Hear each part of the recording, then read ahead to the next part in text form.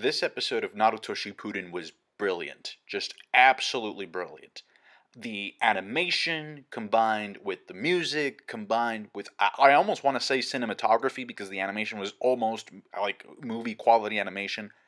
Great. Obito's characterization in this was great, and granted, I'm not the biggest Obito fan there is, but I gotta say that final scene, man, when he said, I really don't have time for a speech, and he gave a speech anyway, that was a little bit funny, I'm not gonna lie, the contradiction was kind of humorous, but I really did like when he said, I'm Minato's pupil, Naruto, you and I had the same dream, and I'm also an Uchiha like Sasuke, so let's go and save Sasuke. And I'm pretty sure a lot of you are like, babata, which is translation.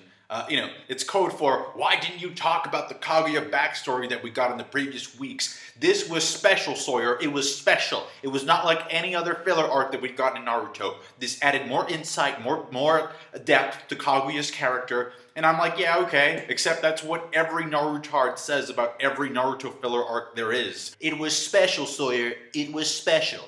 Woo! Now, I saw the one with Kaguya's lover, when Kaguya's lover was introduced, when she came down from the sky, and then after that I need to watch those other remaining episodes. Oh, but if you were missing filler, don't worry, because next week we got a Hagoromo flashback. So that was a stupid decision, because that episode just comes in the middle of this great fight. This episode was great, man. They should have had the upcoming episode before the fight started. Like, what the? It just feels like it's just sandwiched in, and now it interrupts the flow of the fight. When they could have just added that to the Kaguya backstory. They should have had Hagoromo come in last week and just say, I'm going to tell you my flashback now, my backstory. It's all Otsuki related. They should have dealt with the Kaguya and Hagoromo backstory before the anime got too epic, which is exactly what happened this week. We start with Naruto breaking away from the Black Zetsu, and then he frees Sasuke, and he kind of schools Kaguya about what it means to be a mom and being proud when, your kids leave the nest, which is really cool because I think that the only reason Naruto would know that concept would be because of what he learned from Kushina, so I like that little throwback there. Now, the goal of this fight is actually super simple.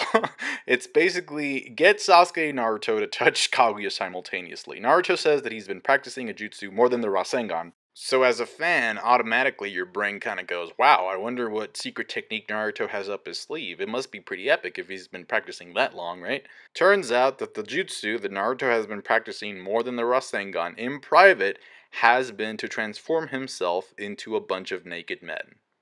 Not a surprise whatsoever, although it is to Sakura there. And what's surprising, though, is that it actually works. He actually lands a punch on Kaguya's face. And I don't think I say this very often, or maybe even ever, but like Sakura made me burst out laughing at this. This was hilarious. I like this one scene here where Kakashi asks Sakura, can you see them? What are they doing? And Sakura just says, well, it just looks like they're staring at each other. So yeah, I mean, they were pretty much staring at each other throughout the entirety of the flashback. That's just a lot of staring. Yo, but that scene when both Naruto and Sasuke charge in, I thought that was great. That was amazing animation. They go in, and I like how Sasuke uses his Rinnegan to move either Kaguya or move himself and Naruto to be able to touch her. But she freezes them. We go to the ice world, and I think this is where the studio really messed up. I think they missed out on an incredible opportunity. Instead of adding more Hagoromo filler, I think we definitely should have had a frozen Naruto Shippuden sing-along next week. So Swagbito wakes up looking really swag because of the Naruto Jesus healing powers.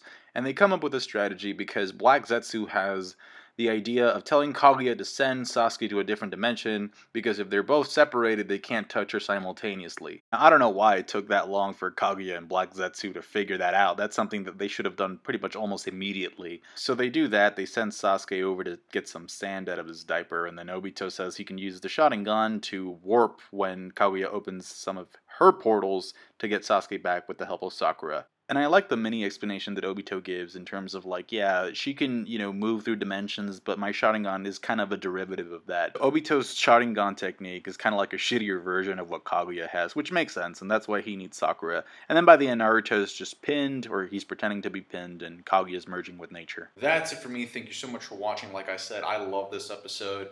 The comedic moments. There was a very nice balance of comedic tone with seriousness. And also just the animation. The episode as a whole felt like it was a piece of a movie. Like I had actually paid a ticket to go to the movie theater to watch Kaguya versus Naruto and Sasuke. So like the review if you did, I appreciate that. Subscribe to my channel if you haven't already. Comment down below with your thoughts. Thank you guys. Bye.